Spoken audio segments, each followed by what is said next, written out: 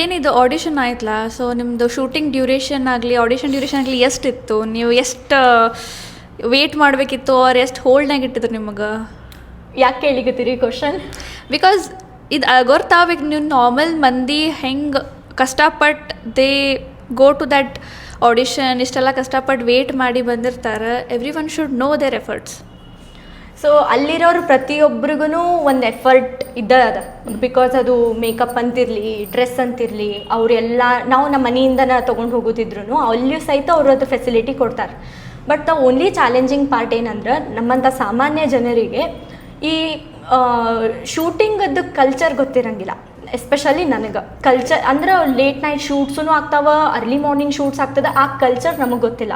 ಹೀಗಾಗಿ culture shock ಅಂತೂ ನನಗಾತು ಶೂಟಿಂಗದ್ದು. Because ನಾವು ಬೆಳಿಗ್ಗೆ 8 ಗಂಟೆಗೆ ಹೋದ್ರೆ ನನ್ನ ಆಡಿಷನ್ ಎಷ್ಟು ಗಂಟೆಗೆ ಆಗಿರ್ಬೋದು ಗೆಸ್ ಮಾಡಿ? ಹಂಗೆ ಅರೌಂಡ್ ಮಧ್ಯಾಹ್ನ ತನಕ, ರಾತ್ರಿ 12 ಗಂಟೆ. Oh my god, such a long duration. And ಅದು ಲಾಂಗ್ ಡ್ಯೂರೇಷನ್ ಅನ್ನೋಕ್ಕಿಂತ ಇನ್ನೂ ಏನಂದರೆ, ನಾವು ನಮ್ಮ ಫೋನ್ಸನ್ನು ಎಲ್ಲನೂ ಸಬ್ಮಿಟ್ ಮಾಡಿರ್ತೀವಿ.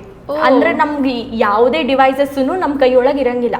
ಎಮರ್ಜೆನ್ಸಿ ಏನಾದರೂ ಇತ್ತಂದ್ರೆ ಮಾಡ್ತಂದ್ರೆ ಅವರು ನಮಗೆ ಹೇಳ್ತಾರೆ. Otherwise we taken care of everything. ಅವ್ರು ಎಲ್ಲರೂ ನಮಗೆ ಊಟ ಕೊಡ್ತಾರೆ, ತಿಂಡಿ ಕೊಡ್ತಾರೆ, ಎಲ್ಲ ಫೆಸಿಲಿಟಿ ಇರ್ತದೆ. ಬಟ್ ಒಂದೇ ಏನಂದರೆ, ಇಟ್ಸ್ ಅ ವೇಟಿಂಗ್ ಗೇಮ್.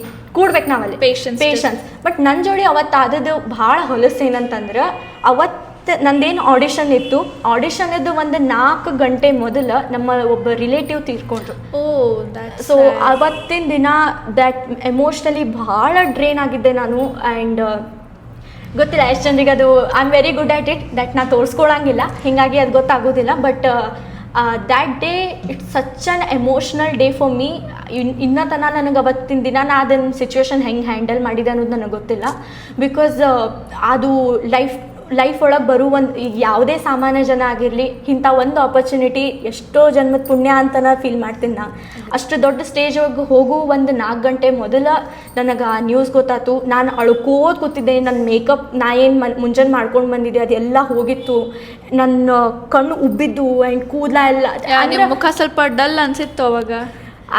ಆ ಮೂಮೆಂಟ್ ಒಳಗೆ ಹೆಂಗೆ ಅನ್ನಿಸ್ತೋ ಗೊತ್ತಿಲ್ಲ. ಬಟ್ ಅದು ಯಾರಿಗೂ ಗೊತ್ತಾಗೇ ಇಲ್ಲ.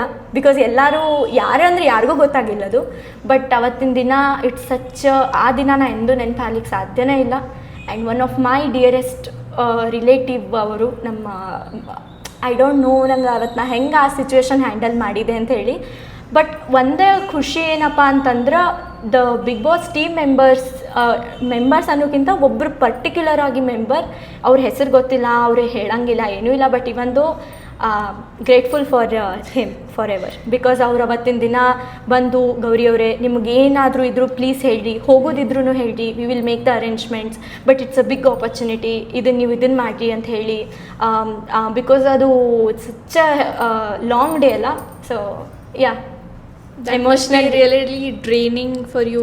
ನೀವು ಅದನ್ನು ಭಾಳ ಚಂದ, that's a point, attitude of a strong women, that is quality of the strong women. ನೀವೆಲ್ಲ ಹೆಂಗೆ ಗ್ರೇಸ್ಫುಲಿ ಹ್ಯಾಂಡಲ್ ಮಾಡಿದ್ರಿ ಅಲ್ಲ emotion. It's actually nothing new for me. ಇದ್ದದ್ದು ಹೇಳ್ತೀನಿ ನಿಮಗೆ. ಅಂದರೆ ಇದು not about losing a relative or something. ಇದಕ್ಕಿಂತ ಭಾಳ ಕಷ್ಟ ನೋಡಿನ ಅಂಥೇಳಿನ ಇವತ್ತು ನನ್ನ ಕಾಲ ಮೇಲೆ ನಾನು ನಿಂತೀನಿ. ಈ ಡ್ರೆಸ್ ಹಾಕ್ಕೊಂಡಿರೋ ಡ್ರೆಸ್ ಸಹಿತ ನಾನು ನನ್ನ ರೊಕ್ಕ ಕೊಟ್ಟು ತೊಗೊಂಡಿದ್ದು, ಮನೆ ಒಳಗೆ ಸಹಿತ ನಡೆಸೀನಿ ಅಂದಮೇಲೆ ದಿಸ್ ನಥಿಂಗ್ ನ್ಯೂ. ಬಟ್ ಒಂದೇ ಏನಂತಂದ್ರೆ, ಕೆಲವೊಂದು ಟೈಮ್ ದೇವ್ರು ಹೆಂಗೆಲ್ಲ ಟೆಸ್ಟ್ ಮಾಡಿಬಿಡ್ತಾನಲ್ಲ. ಬಿಗ್ ಆಪರ್ಚುನಿಟಿ ಒಂದು ಕಡೆ, ಅನದರ್ ಥಿಂಗ್ ಲೈಕ್ ಒಬ್ಬರು ಯಾರೋ ನಿಮಗೆ ಹತ್ತಿರ ಇದ್ದವ್ರು ಕಳ್ಕೊಂಡಿರಿ. All at a time God's plan, don't no.